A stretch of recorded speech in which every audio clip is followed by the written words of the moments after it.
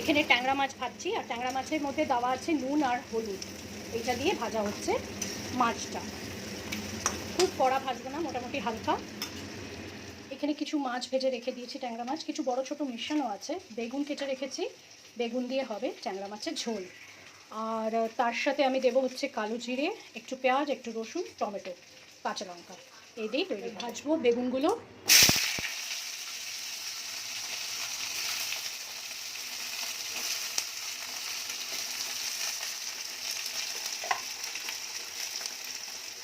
একটু নুন দিয়ে দিলাম, হলুদটা এখন দেবো না, পরে দেবো।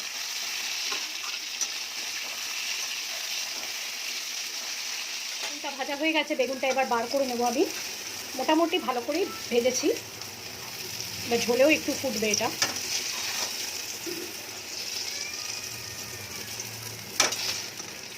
তেলের মধ্যে দিয়ে দিয়েছিলাম কালো জিরে, রসুন থেতো করে, তারপরে দিয়েছিলাম পেঁয়াজ। ভালো করে ভাজার পরে দিয়ে দিয়েছি টমেটো, হলুদ গুঁড়ো, অল্প একটু লঙ্কা গুঁড়ো, তার সাথে জিরে গুঁড়ো দিয়ে ভালো করে কষিয়ে নিয়ে যখন তেলটা ছেড়ে আসবে, তারপরে দিয়ে দিয়েছি পরিমাণ মতো জল, যতটা আমাদের গ্রেভির জন্য লাগবে। এখানে যেহেতু মাছ যাবে, বেগুন যাবে, তার জন্য জলটা ওইভাবেই দিয়েছি। তার সাথে দিয়ে দিলাম অল্প একটু নুন। গ্রেভিটা ফুটছে, এবার এক এক করে দিয়ে দেব মাছগুলো। সব ট্যাংরা মাছগুলো দিয়ে দিচ্ছি। সব মাছগুলো দিয়ে দিলাম। বেগুন তো ভাজাই রয়েছে, একটু পরে দিচ্ছি। আর সাথে দিয়ে দিলাম কাঁচা পাকা লঙ্কা।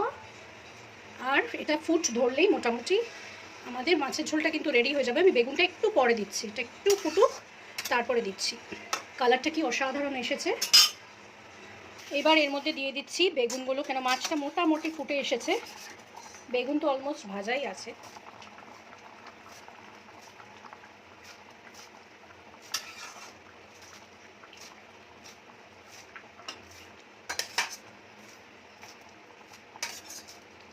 লাস্টে ধনেপাতা দিয়ে আমাদের ট্যাংরা মাছের ঝোল কালো জিরে দিয়ে রেডি হয়ে যাবে। আর গরম গরম ভাতের সাথে খাওয়ার জন্য এটা একদম রেডি।